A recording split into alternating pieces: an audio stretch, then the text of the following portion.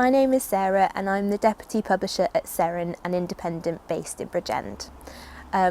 Predominantly, I'm responsible for the marketing and publicity for our books. We publish a little bit of everything: poetry, fiction and non-fiction. I work very closely with our authors, promoting and championing their books both in Wales and the wider UK. And I also run a lot of our events online and in person, including First Thursday and the Seren Cardiff Poetry Festival. Earlier this year I was on the Bookseller Rising Star list for 2022, which is a big achievement. I'm very proud of that. And in my spare time I'm also a writer, trying to find the time to do more of that and work more on my idea development and submitting. An afternoon at St Pancras. It's a weekday afternoon at St Pancras station and the platform is bustling with people. I fold into the crowds coming off the train, careful to keep out of the way of anyone in a hurry, and make my way towards the concourse. Ahead of me, a girl struggles to keep control of her wayward suitcase, which is missing a wheel. I follow her towards the gates, and as we get closer, the hum of trains lurching in and out of the platforms fades, and the chatter of commuters enjoying their lunch grows louder. Even at this time, the station is busy, full of tourists with their heads stuck in tube maps and people rushing through on their phones, their minds preoccupied with where they're going. Despite this, the atmosphere around the shops is lazy. Next to me, a group of friends hug excitedly as they get ready to go on a long-awaited girls' weekend, and businessmen sit in stiff black suits reading broadsheet newspapers and sipping espressos. I have some time on my hands and grab a drink in the nearest cafe.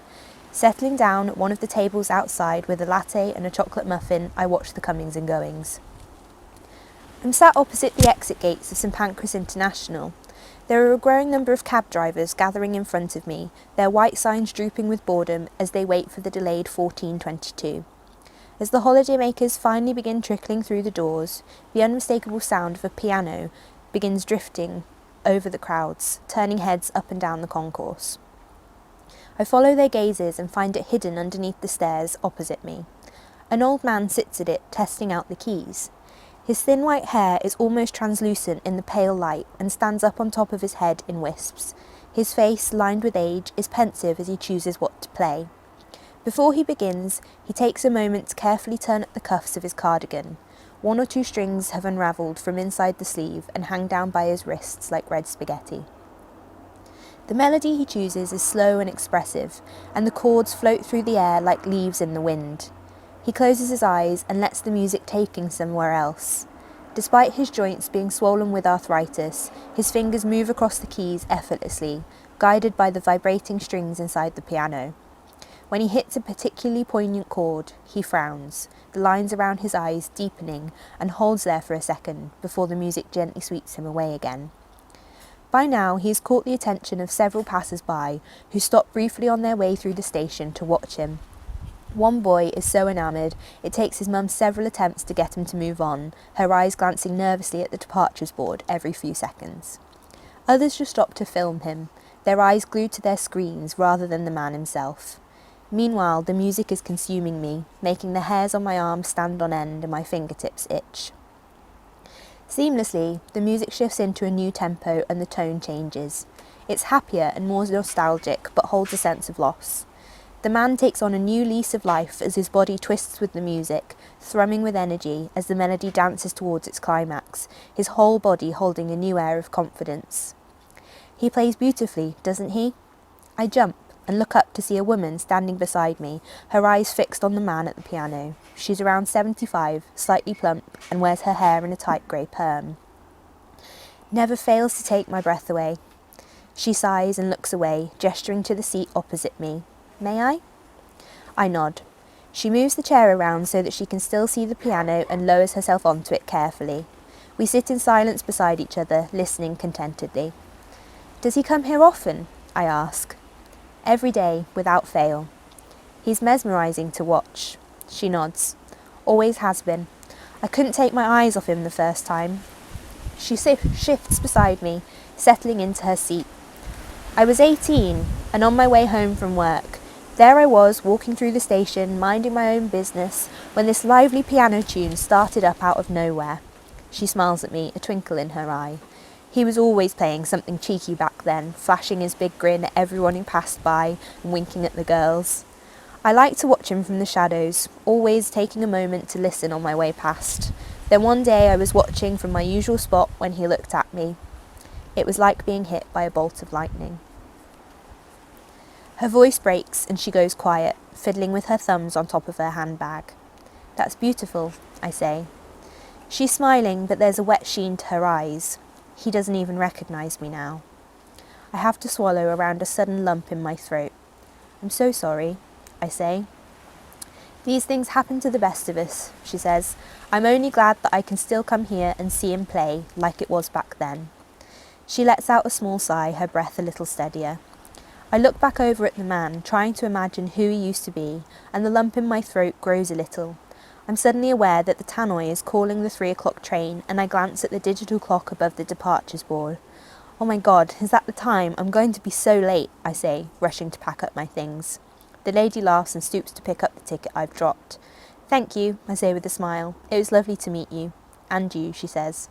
We exchange a final look of farewell, and I join the throng of people hurrying towards the tube.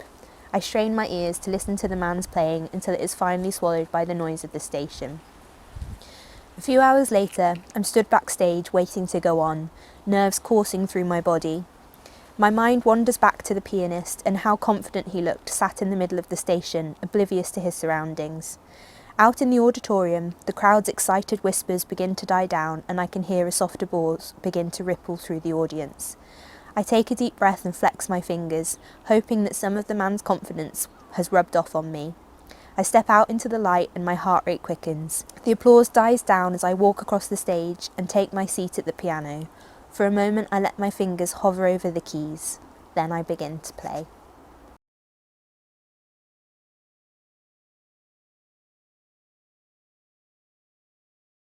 I think the things that I'm most passionate about with working with Seren is championing our authors, like I said, and making sure that Welsh authors generally are recognised on a wider platform.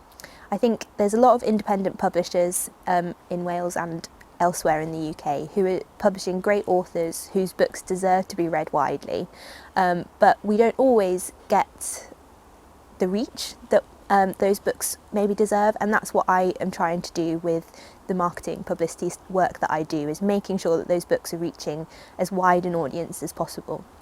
I think it's important for the authors and I think it's important for Seren. One of the biggest changes in what I do at Seren through the pandemic has been the approach to events, specifically kind of moving things online, making them more accessible, and I think it's something that I'm really passionate about, making sure we continue offering hybrid events that are widely available. So we've started now that events are going back to in person, doing live streaming, investigating Facebook Live, or if there's an in-person event, also having that author doing an online event and that kind of activity. So another thing that I'm passionate about is making literary events more accessible.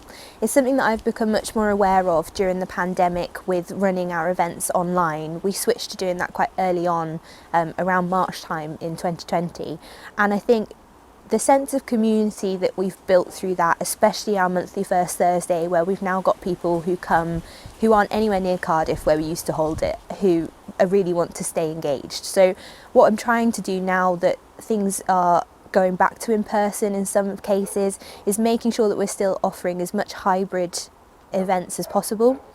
So whether that's live streaming in-person launches, whether it's using something like Facebook Live for like the lower end of our budgets, or even making sure that authors are involved in something in person and something online, so that there's still a wide range of people who can access and hear those authors reading their work, because there's nothing that beats hearing an author reading their own work, and that's something, making sure that we carry on with that accessibility is really important. With the Cardiff Poetry Festival again, so we were lucky enough to do our festival in 2020 in person. Then in 2021 we went completely online, and this year we're doing a bit of both. Everything's being streamed where we can, and so far people seem to be really looking forward to it, so I'm excited to see how it goes. So the Seren Poetry Festival is taking place from Friday the 29th to Sunday the 31st of July. It's at the Atrium at the University of South Wales and also streamed online via So something else that we're working towards that I'm very excited about is the Seren Poetry Podcast. A lot of it's still under wraps at the moment, but this autumn we should be launching that, which is, I'm really excited. It's another way that our authors will be able to reach audiences, wider audiences. People will be able to listen to them talking about their work and reading some of their poems, and I can't wait to bring that across to everyone. So I'm going to read an extract from this one. The story is called An Unexpected Discovery. It's about a writer who's struggling with writer's block, and she suddenly realises it's snowing outside, so she goes on a walk with her dog, and maybe by the end she has some inspiration. An Unexpected Discovery. Rose runs across the cliff top, her breath short as she pushes her legs to go faster. She sneaks a glance over her shoulder, her hair whipping around her face, clawing at her nose and mouth. She can't see them, but she knows they're there. So she swallows the fear rising in her throat and pushes on. Jane stares at the black cursor, blinking steadily, mocking her lack of inspiration. Frowning, she glances at the clock. 4 hours down and only one paragraph past where she started. She lets out a frustrated sigh and reaches for her mug, hoping that a sip of tea will help. She grimaces, stone cold. The sentence on the edge of her mind finally slips back into the abyss. Fed up and aware of a dull ache in the base of her spine, she gets up for a stretch. Alfie stirs in the corner, watching her with his dark eyes. He's a small dog with a shaggy coat of wiry fur the colour of burnt caramel. One of his pointed ears has folded back on itself, making him look less than intelligent. "What am I going to do with you?" she says, going over to his bed. He rolls over as she approaches, offering up the soft fur underneath his stomach for a stroke. She smiles at him, cooing gently as she scratches around his tummy and up to his chin. Alfie pants happily, his warm breath tickling her wrist. She makes to get up, but he stops her with an insistent paw. "Demanding, aren't you?" she says, giving him one more tickle before turning away from his pleading eyes. She shivers and pulls the sleeves of her heavy wool cardigan down over the back of her hands. She loves the way the room looks from this angle. The sloping attic ceiling gives the illusion that it's longer than it is, and the shadows fall in criss-cross patterns across the floor. She'd known straight away that it had to be her office, and the fresh lick of paint had made such a difference. The dingy maroon wallpaper had quickly found its way into the skip and been replaced with a pale calming blue that brightened the whole space up. Things had finally slotted into place, or at least they had, until the writer's block had set in. Reminded of her predicament, she goes over to the desk to collect her mug. Another shiver takes her by surprise. Perhaps it's time to turn the heating up. She wraps her cardigan tighter around her torso and goes over to the radiator beneath the little window. As she bends down to turn the dial, a flash of white catches her eye from outside. She looks up to see large flakes of snow floating past the window in heavy drifts. A thick white blanket already coats the sloping roofs of the townhouses, and the cars have left slushy tyre tracks on the road below. "Look, Alfie, it's snowing," she says, turning to the little dog with a big grin. Sensing her excitement, he scrambles up from his bed and bounds towards her, his tail a blur. She bends down to embrace him. "Shall we go for a walk?" she says, ruffling his neck as he jumps up, licking her excitedly. "Come on, then." A pair of them hurry across the room, Alfie hot on her heels out of the door. He rushes down the winding staircase, nearly tripping over himself on the steep steps. "Be careful," Jane calls after him in vain, nearly tripping herself when the loose end of her slipper sock gets caught on the carpet. She's giddy with excitement when she reaches the first floor and rushes into her bedroom in search of warmer clothing. A few minutes later, she's downstairs, hoodie on and bright yellow scarf wrapped tightly around her neck. Alfie is waiting for her by the back door, his eyes bright and expectant. I know, I'm coming," she says, disappearing into the cupboard under the stairs and emerging with his winter coat and lead. Alfie twists and turns with excitement, just standing still long enough for her to gently ease the coat over his head and fasten the clip to his collar. There we are, all ready to go. She stands up once more and threads her arms through the sleeves of her big coat, zipping it up tightly. Her floral wellies stand waiting by the door and she tugs them on impatiently over her thick socks.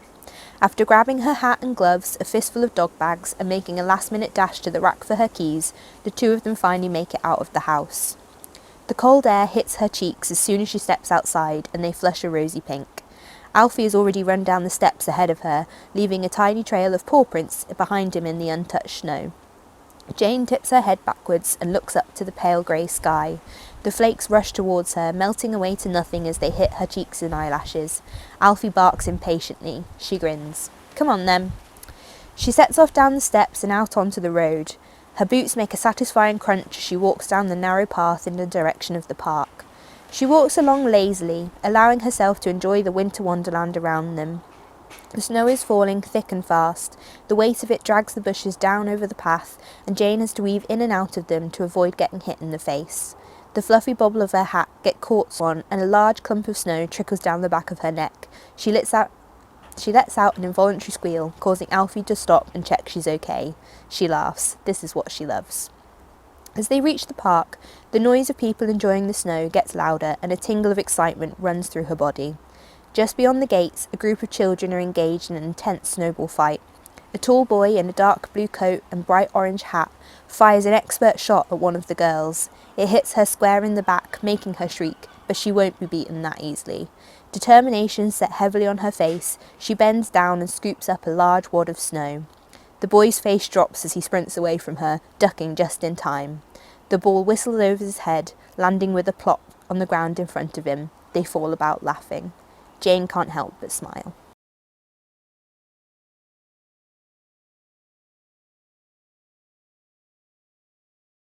I've always loved books and reading. Even when I was younger, you would always find me with my head stuck in a book, even to the point that sometimes I'd be walking to the bus stop reading. A bit dangerous, but I did it anyway. And so I think the route to publishing, although it wasn't the first thing that I went into after university, it was always something I'd been interested in. And actually, when the job came up at Seren that was marketing at the publisher, I thought this is literally perfect for me because marketing is where my background was, but writing and books and reading has always been a passion of mine. So I studied linguistics with creative writing at Bangor University. And I think that was the first point where I started taking writing more seriously. I'd written things in school, like, I was developing some novel ideas based on all the fantasy books I was reading. But it wasn't actually until I was thinking, what do I want to do at university? And found creative writing courses that I thought, yeah, this is something I could do. It's something I'm already doing, and maybe I'd like to explore that a little bit more. Since leaving university, it took a back seat for a while. But then being back at Seren, working with all these authors who are doing this all the time, has kind of reignited my passion. And I'm trying to write more regularly, trying to carve out that time. The pandemic helped a bit with that because I had time, say, in the morning where I used to commute, I would sit down actually and write a story for an hour. And that's helped. So the stage I'm at now is writing more ideas, trying to work harder on generating new stuff, so that I can start submitting to journals and magazines and hopefully start the path to publication.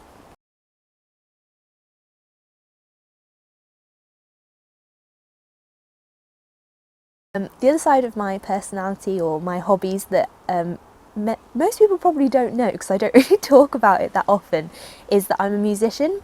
I've played tenor horn since I was 9 years old. I've played in brass bands all over the country, and I just really enjoy it. It's just something I do as a hobby. I find it relaxing and really enjoyable, just being part of that community. Yeah, it's just another thing I do that people don't always know. When I was younger, I was also really into art. I did that in school right up until A-level, and for a long time I actually wanted to be a potter. I still dabble in pottery every now and again, but it's I don't know. It's something else I find, it's something else, art is something else that I find relaxing to do in my spare time. And again, during the pandemic, when I actually had some time away from all the busy hobbies that I do normally, I took some time to paint, to look at the little stuff, and kind of reconnect with that side of things. So I do that occasionally, but it's still something I really enjoy as well.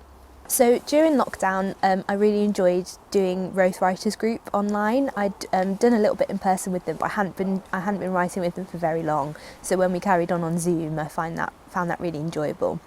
And the poem that I'm about to read is a pandemic poem. but it talks a little bit about me reconnecting with some of the hobbies that I have enjoyed and I'd kind of forgotten and stopped making time for. It's called Rediscovered Pastimes. Today she picked up a paintbrush and finished the picture she'd been meaning to paint for years.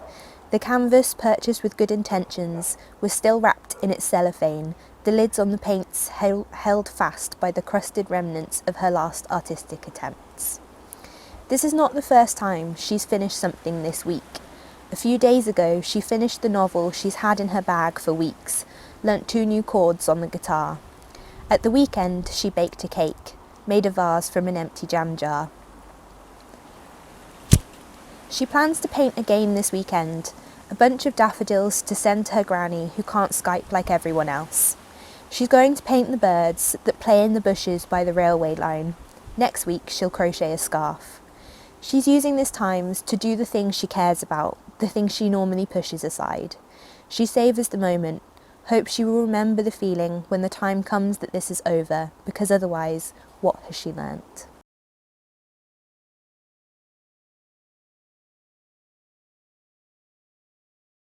So I can see myself working at Seren for a while longer yet.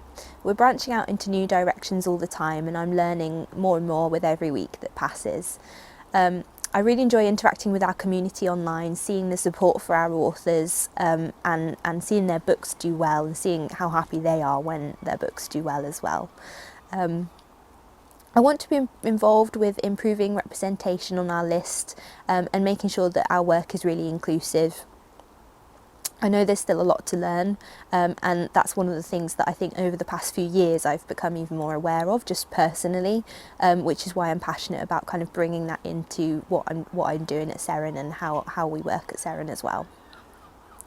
The past year again, I think, well, the past few years has really opened my eyes to the opportunities there are within publishing, especially within independent publishing where we're able to take a lot more risks and work with a really interesting group of writers every day. So I want to kind of continue exploring what those opportunities are, continue learning more about the publishing industry as a whole. My background is in marketing and my heart will always lie there, but who knows where this job could take me. One thing I know for sure is that I'll definitely be staying in Wales. With my writing, I'm just trying to work more on generating new stories, finding new inspiration, and giving myself the time to explore different things, different genres, try and be more creative with some of my ideas, maybe explore fantasy and speculative fiction a little bit more. I'm trying to submit more regularly to journals and magazines because ultimately I want to see my work published. I've had these few small pieces published in independent anthologies and the thrill it gives is just, it reminds me why I keep doing it. So to see something published in a national paper or a magazine of some kind would be a dream. In the longer term, I would like to write a novel.